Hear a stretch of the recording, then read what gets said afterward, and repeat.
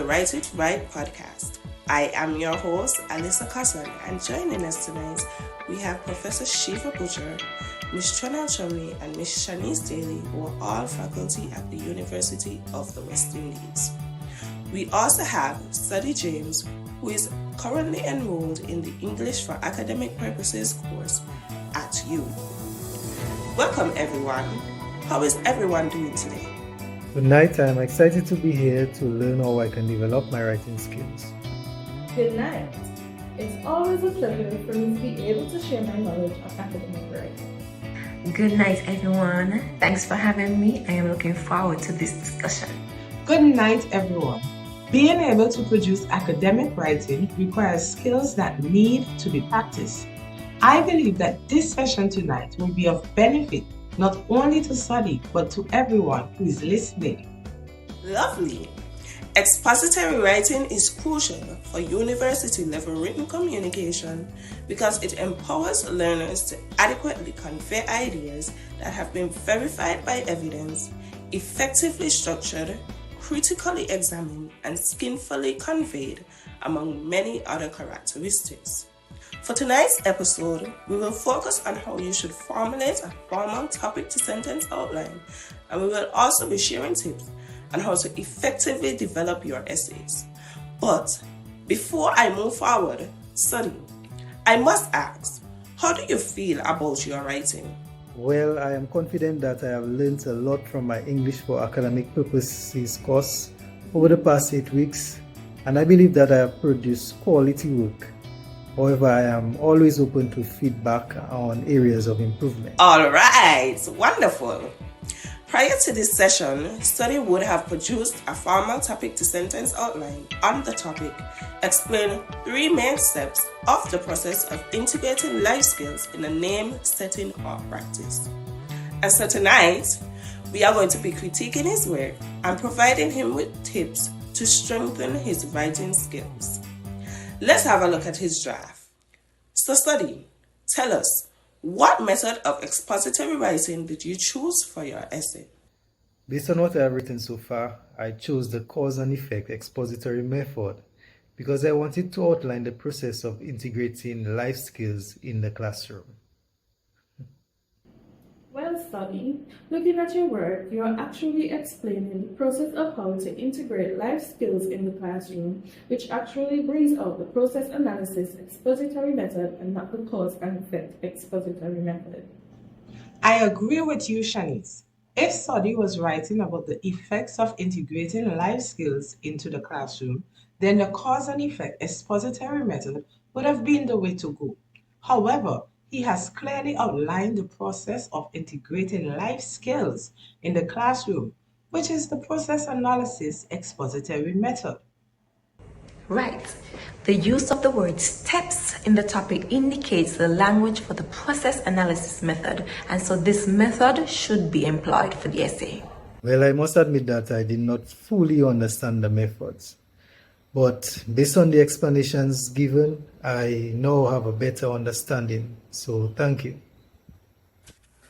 We are happy that we were able to enhance your understanding on both methods. That is the reason why we initially created this podcast. Now, let's take a look at the strengths and weaknesses of Study's outline. Chanel, what do you think is working well with his outline?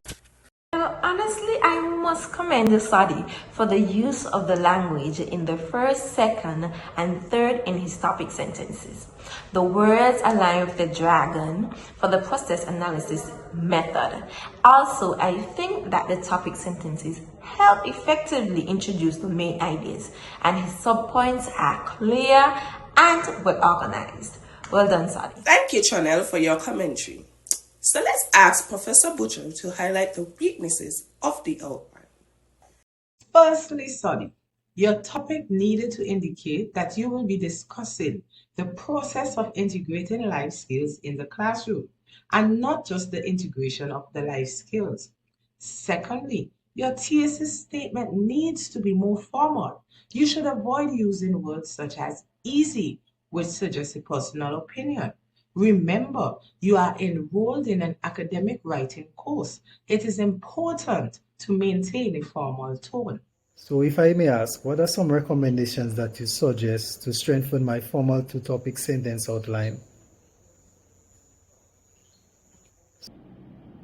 Well, firstly, I would change the topic to describe the process of integrating life skills into the classroom, because we must be able to identify the expository method we are going to use based on the topic.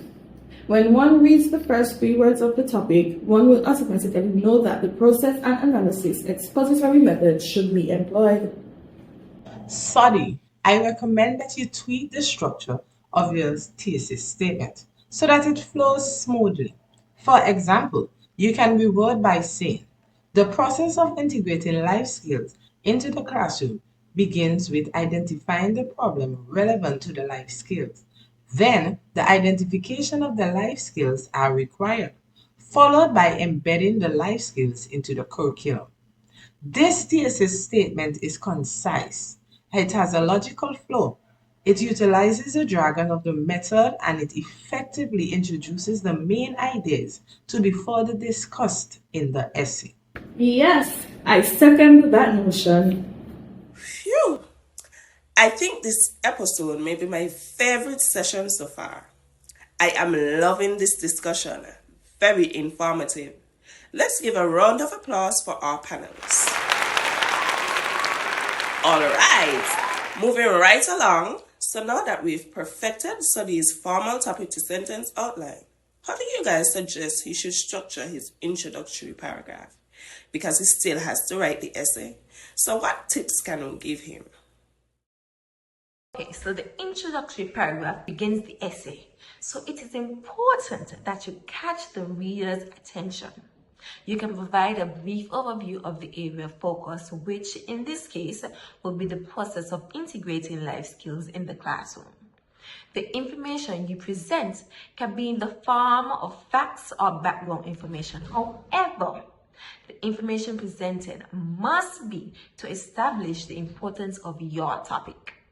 Your thesis statement must also be the last sentence of your paragraphs, and please ensure that your sentences flow. Yes. To add to what Tranel said, please be reminded that your introductory paragraph should consist of no more than 4 to 5 sentences. I suggest that you start with information on the broad topic, then narrow your focus as the paragraph flows. Well, Sadi, if you use all of these tips, I can assure you that you would master academic writing. We've perfected your formal topic to sentence outline, and we've given you tips on how to structure your introductory paragraph. So now, we are going to share with you how to effectively structure your body paragraphs.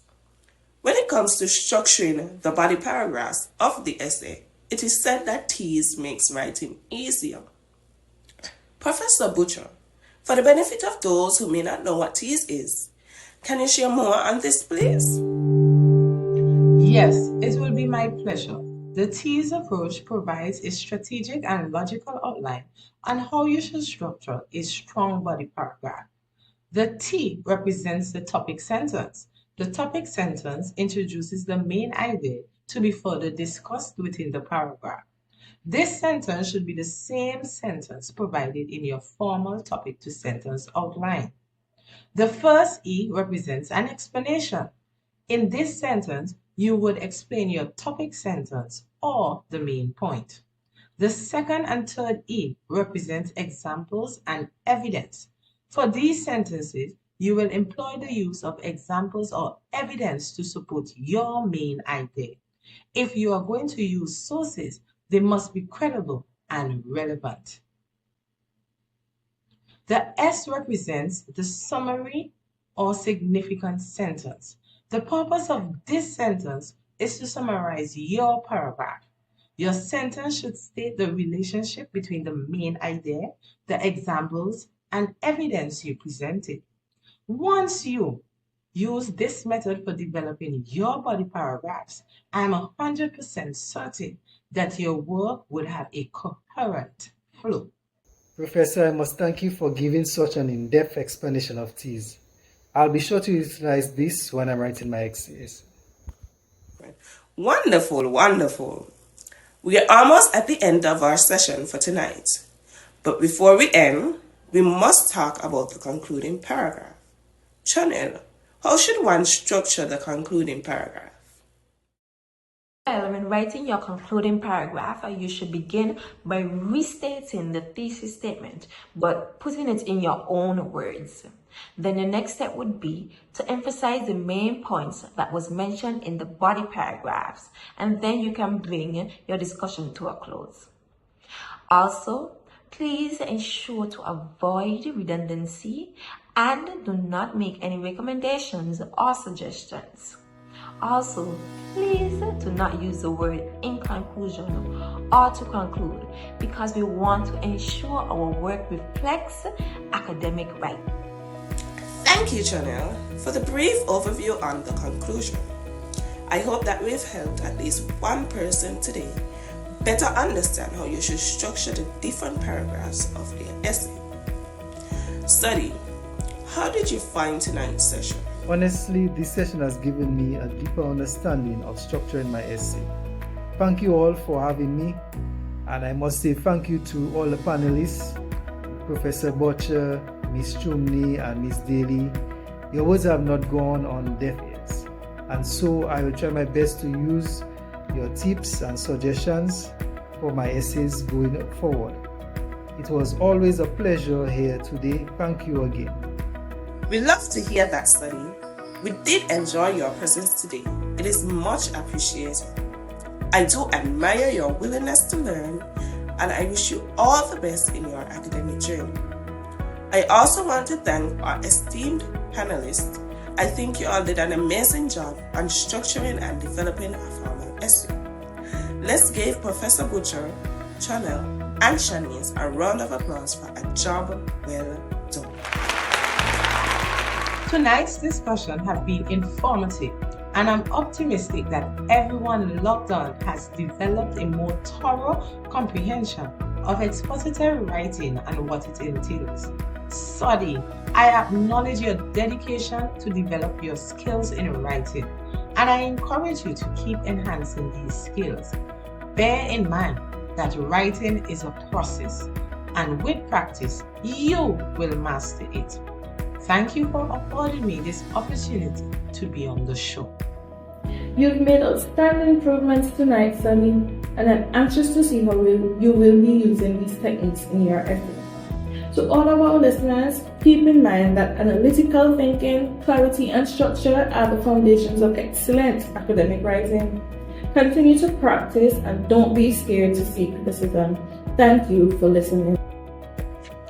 This has honestly been an educational discussion, and to Sadi, thank you for your desire to learn. I trust that you are going to follow all of these recommendations. And to our audience, writing should always be viewed as a skill that can be perfected with practice. Continue to write, keep getting better, and above all, write it correctly. Thank you for having me. Bye, guys. And before we end tonight's session, next week, our panelists from tonight will be back to critique an essay submitted by one of our lucky listeners. The link for submission is pinned in the caption. Remember to use all the tips and suggestions from tonight's session when formulating your essays. Write it right. I am your host, Alyssa Cotton, closing out today's episode. Good night, everyone.